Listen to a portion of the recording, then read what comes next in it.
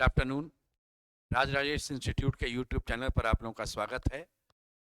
आज आपको रीजनिंग के कुछ क्वेश्चंस के विषय में बतलाएंगे जो आपको हेल्प करेगा शिक्षक भर्ती वाले में, दारोगा की परीक्षा में, एकलव्य स्कूल वाला जो एग्ज़ाम है उसमें मिलेगा, सिविल कोर्ट की जो परीक्षा है उसमें, और आपका झारखंड एसएससी जो है उसमें काम देगा। इसमें एक पहला क्वेश्चन यह है कि जो रिलेशन बॉटनी का प्लांट से है वही सर्पेंटोलॉजी का किससे है। तो स्टडी ऑफ प्लांट्स को बॉटनी कहते हैं और स्टडी ऑफ स्नेक्स यानी सर्प के विषय में जो आप पढ़ते हैं वो आपका कहलाता है सर्पेंटोलॉजी। तो plant study of plant is botany and study of snakes is सर्पेंटोलॉजी।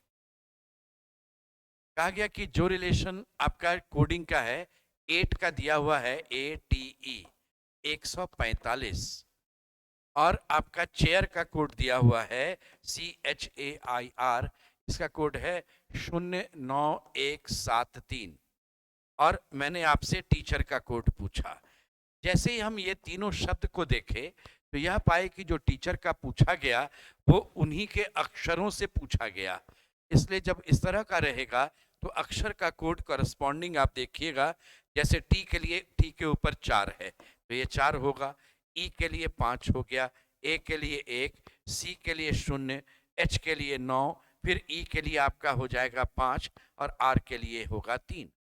तो आपका आंसर 4510953 ऑप्शन नंबर बी होगा। 2 12 36 80 150 क्वेश्चन मार्क क्या होगा बतलाओ। एक बात ध्यान रखिएगा, क्यूब नंबर्स पर खास करके 1 से लेकर के 10 तक के क्यूब नंबर पर थोड़ा कमांड रखेंगे। आप अगर साल भर में 5 6 10 एग्जाम देते हैं तो आपको 4-5 एग्जामिनेशन में क्यूब नंबर पर क्वेश्चन मिल जाए, इसलिए क्यूब नंबर पर थोड़ा कमांड रखिएगा। देखिएगा अगल बगल का नंबर क्यूब और स्क्वायर इन सब से मिलता जुलता है तो उस पर जाएगा। जैसे अभी के केस में 150 जो है वह 5 का क्यूब और 5 का स्क्वायर इन दोनों का सम है, यानी 125 + 25। 80 जो है वो 4 का क्यूब और 4 का स्क्वायर यानी 64 और 16। ये 36 आपका है 3 का क्यूब और 3 का स्क्वायर।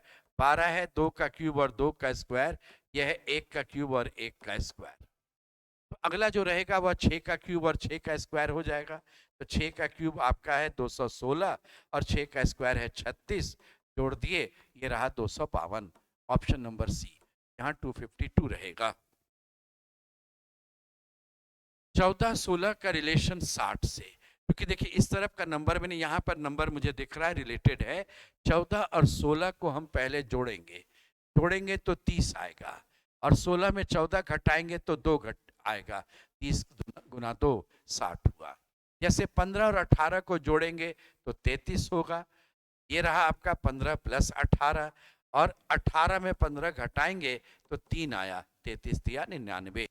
11 और 17 जोड़ेंगे तो 28 होगा और 17 में 11 घटाएंगे तो 6 आ जाएगा, 28 गुना 6 168 आपका आंसर हुआ। देखिए इस तरह का जब क्वेश्चन आपको मिलता है ना, इसमें J3L 9N 3O 5 और K ये आपका दिया हुआ है। ऐसा जब भी क्वेश्चन मिलेगा तो आपका जो ये पोर्शन रहेगा आप इसको यहाँ पर लिख लें और पूछा गया कि J का रिलेशन इस K से क्या है बतलाएं। आप सीधा वहां पर मीनिंग खाली देखते चलिए। P3Q का अर्थ है PQ की पुत्री है, तो 3 का मतलब होता है पुत्री, ये इसकी पुत्री हो गई। यहाँ पर भी 3 है तो ये इसकी पुत्री हो गई, ये खाली लिख दीजिए। फिर आपका जो मेंशन किया हुआ है वो 9 है, 9 का अर्थ होता है बहन, तो यहाँ पर जब आएंगे तो n की ये जो होगी वो बहन हो जाएगी।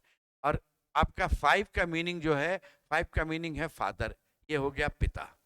अब आप दाहिने से सिर्फ पढ़िए, के पिता, पिता की पुत्री बहन होती है, के पिता हो गए ओ, उनकी पुत्री n, तो n बहन हो गई के की, और बहन की बहन बहन हुई, और बहन की पुत्री जो हुई वह नीस, भगनी जो बोलते हैं वह हो गई, तो ये नीस आपका आंसर हो गया। इसमें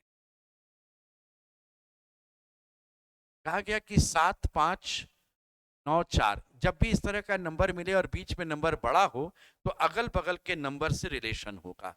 देखिए अभी क्या था, 7 गुना 5 35 और ये वाला 5 जोड़ दिए तो 40, या 9 गुना 4 36 और छोटा वाला 4 जोड़ दिए तो 40। यहाँ पर है 8 गुना 6 54, 8 गुना 6 48 प्लस 6 जोड़ दिए तो 54 हो गया। 17 गुना 3 आपका 51 है और छोटा नंबर 3 जोड़ दिए ये 54। तो यहाँ पर 10 गुना 6 आपका 60 होगा, छोटा नंबर 6 जोड़ेंगे 66 होगा, या 21 गुना 3 आपका 63 हुआ और 3 जोड़ेंगे 66 हुआ। तो आंसर यहाँ पर 66 था। इसमें आपको रिलेशन कुछ दिया हुआ है और उसके बेसिस पर डिसाइड करना है कि कौन सा इसमें आपका कंक्लूजन करेक्ट है। तो लेस देन v जो है वह l से छोटा, ऐसे लिख दीजिए। l और d बराबर है, यहां जाएगा, और d छोटा होगा k से, k यहां दे दीजिए। ये इनका रिलेशन बन गया। देखिए फिर k को पैरेलल इधर ले गए, k बड़ा और बराबर है h के, तो k बड़ा और बराबर के ना ऐसे लाइन ड्रॉ कर दीजिए। k बड़ा या बराबर है h का और h बड़ा है s से, h बड़ा है s से, इसको यहां लिख दीजिए। यहां तक का पोर्शन यूज हो गया। p छोटा या बराबर है k से, फिर k को यहां लाइए, p छोटा या बराबर होगा, और k जो है और फिर मेंशन किया हुआ है कि k बड़ा है d से। देखिए k बड़ा है d से, पहले ही मालूम था, और d बड़ा है e से, तो d जो होगा वह e से बड़ा है, यहां लिख देंगे। k बराबर है f का, फिर यहाँ पर k को हम बुलाते हैं f के बराबर है, और z बड़ा है और बराबर है आपका f का, तो ये हो गया z बड़ा या बराबर हो गया f का, या f छोटा या बराबर है z से।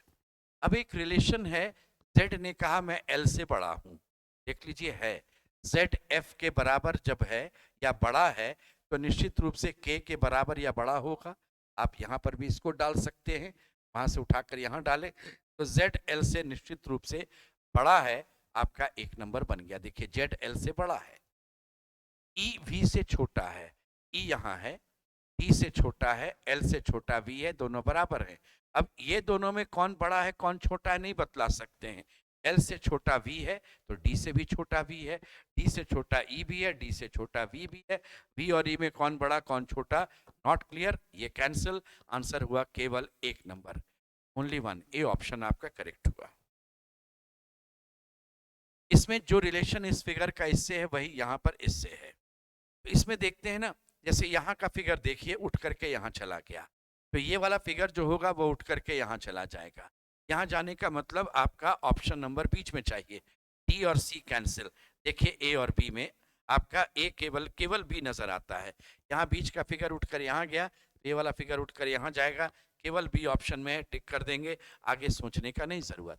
वैसे आप कुछ और चाहते तो वह भी देखते हैं, ये सर्कल जैसे है, ये उठकर देखिए यहाँ बीच में गया, तो ये वाला फिगर उठ करके यहाँ बीच में जाएगा, ऐसा आपके पास ऑप्शन में है, इस ऑप्शन में है, इसी ऑप्शन में है, आंसर दे दीजिए, आगे देखने का जरूरत नहीं है। इस केस में देखिए फिर वैसे ही आ गया आपका P plus Q asterisk R minus S, और क्वेश्चन है क्यू एस का कौन लगता है ये पूछ रहे हैं।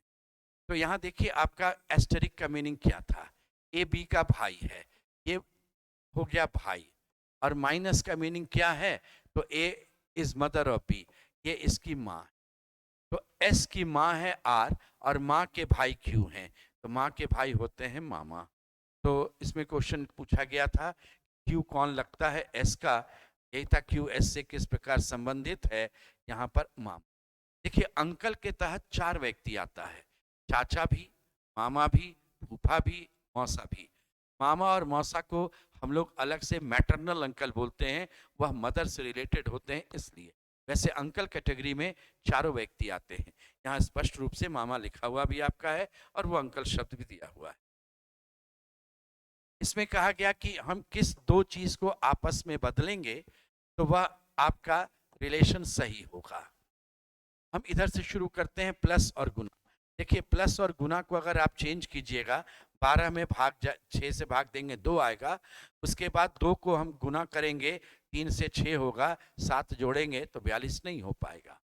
अब इस सिंबल को देखिए, आप इस भाग और प्लस को चेंज करेंगे, तो यहाँ पर भाग और प्लस को अगर हम चेंज करते हैं, यहाँ पर प्लस कर देते हैं और यहाँ पर भाग देते हैं, तो 12 ब्रैकेट है, इसलिए पहले इसको यूज करेंगे।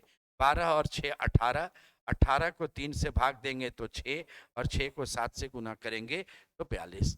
यानी भाग और जोड़ को आपस में बदल दीजिएगा तो ये आपका पैटर्न चेंज कर जाएगा, ये सॉरी इक्वेशन सही हो जाएगा।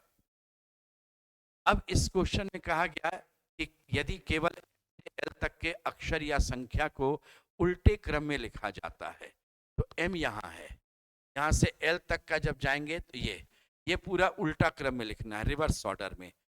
और इसके बाद है अन्य को आप कुछ मत कीजिए, छोड़ दीजिए। तो दाहिने से 17वें अक्षर के दाएं से तीसरा कौन सा अक्षर होगा ये पूछे। तो यहाँ से दाहिने से तीसरा 17 जब चलेंगे, 1 2 3 4, ये 5, ये 6 7 8 9 10 11 12 13 14 15 16 17, ये 17 की बात होगी।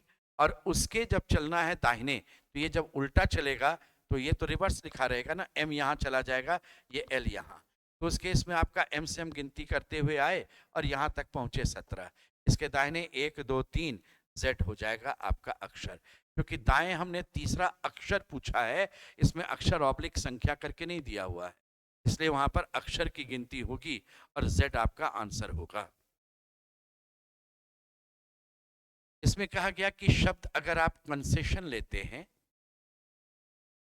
उसके पहले और दूसरे अक्षर को बदल देते हैं, तीसरे और चौथे अक्षर को बदल देते हैं, पांचवें और छठे अक्षर को बदल देते हैं, तो कहा गया कि कौन सा दाहिने से 7वां होगा। तो 1 2 3 4 5 6 7, इस जगह पर 7वां होगा, और बदलाव के बाद यहाँ n नजर आया, ये डी ऑप्शन आपका आंसर जाएगा। कहा गया कि total number of dots on opposite faces of A cubical block is always 7, यानी घन के विपरीत सतह पर लिखे अंकों का जोड़ हमेशा 7 है। तो क्वेश्चन पूछा गया कि इसमें क्या सही है बतलाओ। तो देखिए, अगर घन के विपरीत सतह पर लिखे अंकों का जोड़ 7 होगा तो 1 और 6 विपरीत होना चाहिए। यहाँ 1 और 6 पड़ोसी हो गया, ये गलत हो गया। 2 और 5 विपरीत होना चाहिए, यहाँ 2 और 5 देखिए 2 और 5 पड़ोसी हो गया, विपरीत नहीं जा सकता है, ये गलत है। 3 और 4 विपरीत होना चाहिए, यहाँ 3 और 4 पड़ोसी हो गया, ये गलत है। यहाँ 3 के विपरीत नीचे 4 हो सकता है, 1 के विपरीत इधर 6 हो सकता है, 5 के विपरीत 2 हो सकता है, ये संभव है। Answer option number B. इसमें कहा गया कि एक अर्थपूर्ण क्रम तैयार करो, पॉइंट, ट्रायंगल, स्क्वायर, एंगल और लाइन। आप जानते हैं कि सबसे छोटा चीज होता है पॉइंट, इसके बाद पॉइंट से हम जब दो पॉइंट्स को जोड़ते हैं तो लाइन बनता है, यानी पहले हमारा पॉइंट जाएगा 1, फिर लाइन जाएगा 5, फिर जब एक और लाइन इससे जोड़ते हैं तो एंगल बनता है, ये हो गया आपका 4 नंबर। और जब एक एंगल के बाद एक और ऐसे जोड़ देते हैं तो ट्रायंगल बन जाता है, ये हो गया 2 नंबर। और जब एक भुजा और इसको हटा करके एक भुजा ऐसे करके आप उसमें और ऐड करते हैं, 4 भुजा होता है, तो होता है स्क्वायर। तो यहाँ पर आंसर है 1 5 4 2 3, ऑप्शन नंबर डी। कहा गया कि कागज को मोड़ेंगे, मोड़ने के बाद खोलने पर कैसा दिखाई देगा। तो ये जब आप देखिए ऐसे जब मोड़े थे तो इसको यहीं पर से आप देख लीजिए, ये 2 बिंदु था, जब इधर खुलेगा तो ये वाला बिंदु यहाँ जाएगा और ये वाला बिंदु यहाँ जाएगा। जब इस तरफ आएंगे तो ये चारों बिंदु इस तरफ आ जाएगा आपका, ऐसे, यानी इस कोना पर 2 बिंदु होगा, यहाँ 2 यहाँ 2 यहाँ 2, टोटल 8 पॉइंट्स मुझे दिखना, इस ऑप्शन में है, आंसर डी हो गया। ये आपका एक क्वेश्चंस का एक वैरायटी हुआ, सेट हुआ, आप इस तरीके से चलिएगा।